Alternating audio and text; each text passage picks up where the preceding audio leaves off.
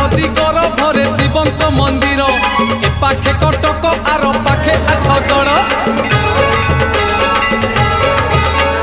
कहीं केते कालरू जे बसिचंती भोला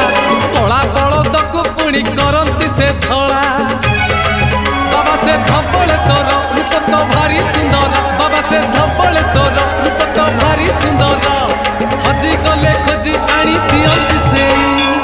देव देव